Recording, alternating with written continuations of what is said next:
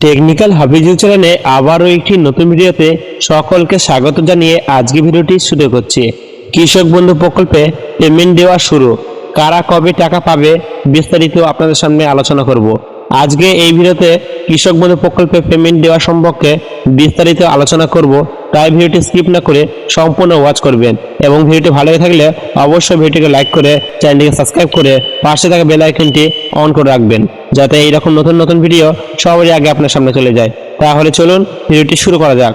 বলা হয়েছে কৃষক বন্ধু প্রকল্পে দীর্ঘ প্রতীক্ষিত টাকা নিয়ে সুখবর, অবশেষে কৃষকদের ব্যাংক অ্যাকাউন্টে পৌঁছাতে শুরু করছে এই কৃষক বন্ধু প্রকল্পের টাকা।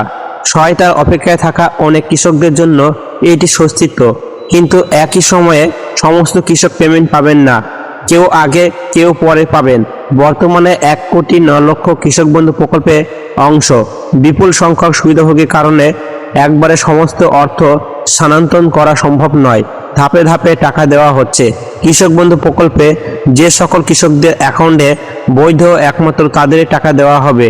নবান্নের সাংবাদিক বৈঠক থেকে কৃষক বন্ধু প্রকল্প নিয়ে মুখ্যমন্ত্রী মমতা বন্দ্যোপাধ্যায় বলেন, রাজ্যের মোট 1,09,00,000 কৃষকদের দেওয়া হবে 2,943 কোটি টাকা। চলতি বছরে শুধুমাত্র কৃষক বন্ধু প্রকল্পে 5,859 কোটি টাকা সহায়তা দেওয়া হলো। এই অর্থ সম্পূর্ণ রাজ্যে, কেন্দ্রে কোনো সহায়তা নেই। পাশাপাশি মুখ্যমন্ত্রী মমতা বন্দ্যোপাধ্যায় বলেন, কৃষকদের কিভাবে ফসলের ক্ষতিপূরণ দেওয়া হবে তার জন্য সংশ্লিষ্ট দপ্তরে মন্ত্রীরা জেলায় জেলায় ঘুরে তা মূল্যায়ন করবেন। তাহলে বুঝতে পেরেছেন, এই যে সমস্ত টাকাটাই এটি রাজ্য সরকার দিচ্ছে, কেন্দ্র সরকার 1 টাকাও দিচ্ছেন না।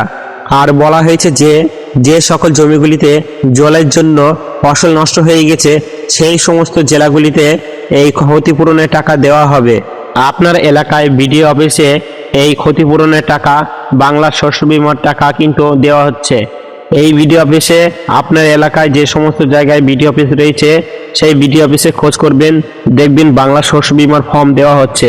এই ফর্মের সাথে আপনার প্রয়োজনীয় নথিপত্র জমা দিয়ে আপনারা কিন্তু এই কৃষক বন্ধু প্রকল্পে বাংলা শস্য বীমা ক্ষতিপূরণের টাকা কিন্তু পেয়ে যাবেন। আপনারা প্রত্যেকে আবেদন করবেন, এই ক্ষতিপূরণের টাকা, বাংলা শস্য বীমার টাকা কিন্তু পেয়ে যাবেন। বলা হয়েছে কৃষক বন্ধু প্রকল্পের রাজ্যের একটি বিরাট বড় প্রকল্প হিসাবে গড়ে উঠেছে। মনে রাখবেন, কৃষক বন্ধু প্রকল্প রাজ্যের একটি বিরাট বড় উন্নয়নশীল প্রকল্প হয়ে উঠেছে। এই প্রকল্পের মাধ্যমে প্রত্যেক কৃষক ভাইরা বছরে 2টি কিস্তির মাধ্যমে একটি ভালো পরিমাণে টাকা পাচ্ছে। তারা এই টাকা পেয়ে চাষবাস করছে, চাষের প্রয়োজনীয় যে সমস্ত জিনিসগুলো লাগছে এই টাকা পেয়ে তারা চাষবাস করছে, কৃষিকাজ করছে। তারা এই কৃষিকাজ করে ফসল উৎপাদন করে এই ফসল বাজারে বিক্রি করে তাদের সংসার ঠিকমতো চলছে। তাই বলা হয়েছে কৃষক বন্ধু প্রকল্প রাজ্যের একটি উন্নয়নশীল প্রকল্প। কৃষক বন্ধু প্রকল্পে কৃষকদের আর্থিক সহায়তা করে রাজ্য সরকার। এদিন মুখ্যমন্ত্রী বলেন, এবছর এখনো পর্যন্ত 5,859 কোটি টাকা সহায়তা করা হয়েছে। 2019 সালে এই প্রকল্প শুরু হয়, সেই সময় থেকে এই প্রকল্পে 21,134 কোটি টাকা সহায়তা করা হয়েছে বলে মুখ্যমন্ত্রী জানান। কেন্দ্রকে আক্রমণ করে তিনি বলেন, এটা পুরোটাই রাজ্যের টাকা, কেন্দ্রের কোনো সহায়তা নেই। কৃষক বন্ধু প্রকল্পে এখনো পর্যন্ত 60% কৃষকদের অ্যাকাউন্টে টাকা দেওয়া হয়েছে।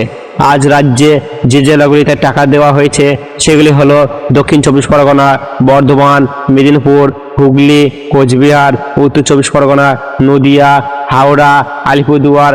বাংলা শস্য বীমার কথাও এদিন বলেন মুখ্যমন্ত্রী। তিনি বলেন, নভেম্বরে পর্যন্ত 1,02,00,000 কৃষক শস্য বীমা প্রকল্পে সুবিধা পেয়েছেন।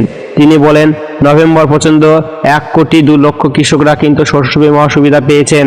মোট 3,221 কোটি টাকা সহায়তা করা হয়েছে। বন্যা, ঘূর্ণিঝড়, ডানার প্রভাবে ক্ষতিগ্রস্ত হয়েছে কৃষকরা, সেই জন্য এবার শস্য বীমার সময়সীমা সেপ্টেম্বর থেকে বাড়িয়ে নভেম্বর করা হয়েছিল। মুখ্যমন্ত্রী জানান, এই নভেম্বর মাসে অনেকে এই ফর্ম আবেদন করেছিলেন, অনেকে কিন্তু টাকা দেওয়া হয়েছে। মুখ্যমন্ত্রী এও বলেন যে 1,02,00,000 কৃষকদের এই শস্য বীমা ক্ষতিপূরণের টাকা দেওয়া হয়েছে।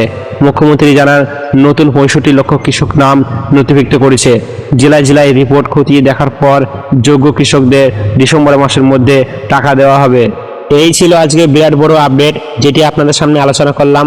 আজকে ভিডিওটি এখানে শেষ করছি।